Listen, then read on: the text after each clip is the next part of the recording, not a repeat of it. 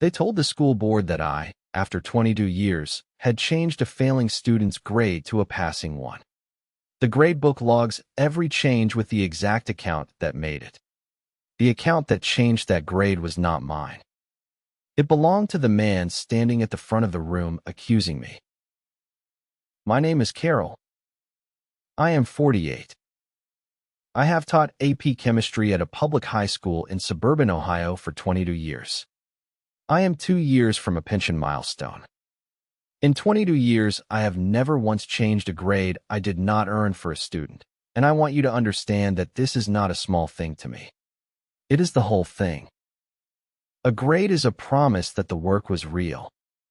I have kept that promise through 22 years of pressure from parents, from coaches, from administrators who wanted a star athlete eligible. I have never broken it once. There was a boy in my AP Chem class that spring who was failing. He was not a bad kid. He simply was not doing the work. His father sat on the school board. That detail is the entire engine of what happened next. Our assistant principal was a man named Vance. He was in his 40s, and he wanted the principal's job, which was opening at the end of the year. Vance understood that a failing grade for a board member's son meant a parent complaint, and a parent complaint meant friction, and friction was the last thing he wanted on his record while he was campaigning for a promotion. So Vance solved the problem the quiet way. He logged into the student information system, the district's gradebook platform, and he changed the boy's grade from an F to a C. He had administrator access.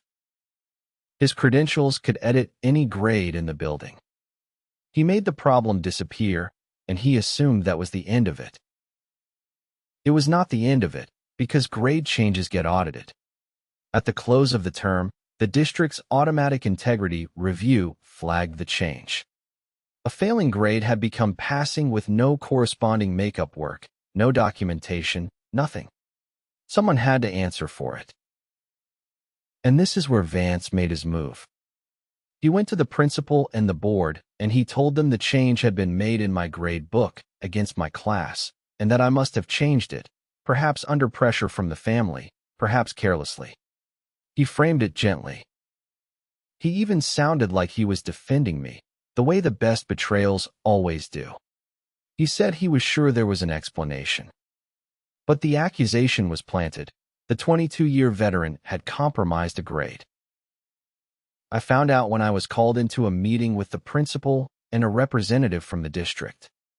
They told me a grade in my class had been altered, that it was a serious academic integrity violation, and that grade tampering is reported to the state and can cost a teacher their license. They asked me to explain how the change had happened. I want to describe the specific fear of that moment. It was not the fear of losing a job.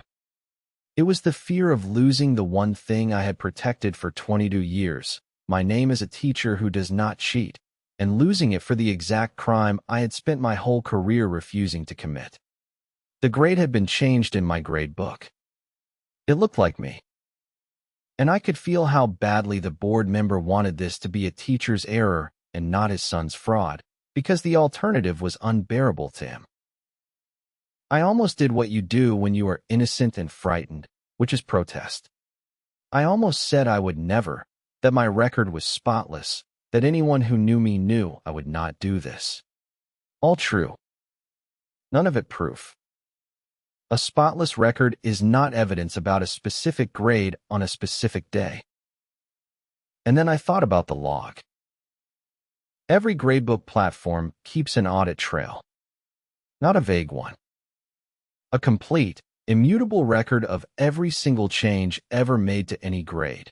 The field that changed, the old value, the new value, the exact date and time, and the authenticated user account that made the edit.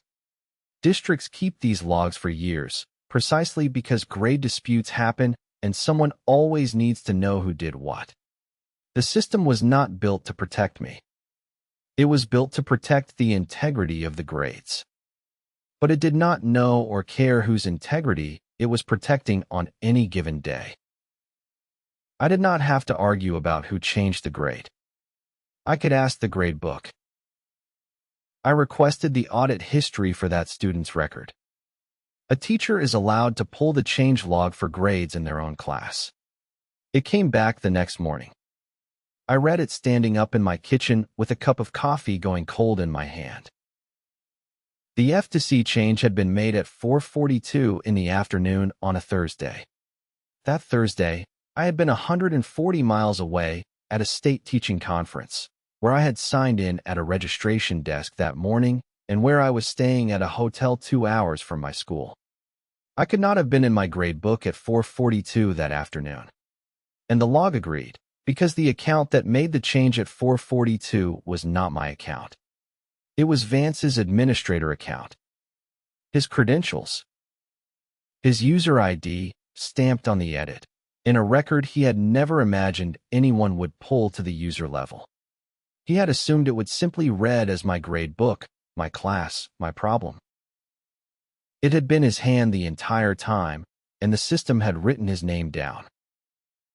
Here is the part one will remember for the rest of my life. There was a school board meeting that week, and grade integrity was on the agenda, and Vance was scheduled to present. He stood at the front of that room, in front of the full board, the principal, and the board member whose son's grade had been changed, and he began, again, gently, to lay the problem at my feet. I asked the board chair if I could share something relevant to the matter. I had emailed the district's technology liaison that morning and asked her to be ready. I asked her to project the student information system's audit log for that grade onto the screen the board was already looking at. It came up on the wall, large enough for everyone to read. The field, final grade. Old value F. New value C. The timestamp, for 42 p.m. And the user account that made the change, displayed in plain text in front of the entire room. Not my name. Vance's. I watched it land. I watched the principal's eyes move from the screen to Vance.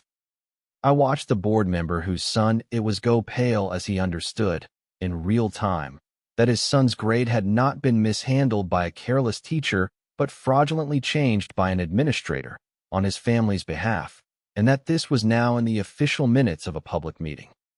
And I watched Vance, who had been so smooth a moment before, stop talking entirely, because there is nothing you can say when the building has just told the truth about you in front of the people you needed to deceive. Vance was placed on administrative leave that night. He resigned before the investigation closed. The state opened a file, on him, this time. The grade tampering report that was supposed to end my career was filed against the man who had actually done it. The vindication was not quiet, and I am not ashamed to say I needed it not to be quiet. At the next faculty meeting, the principal apologized to me in front of the entire staff. He said my name and the word integrity in the same sentence, and he meant it as a correction to a record that should never have been questioned.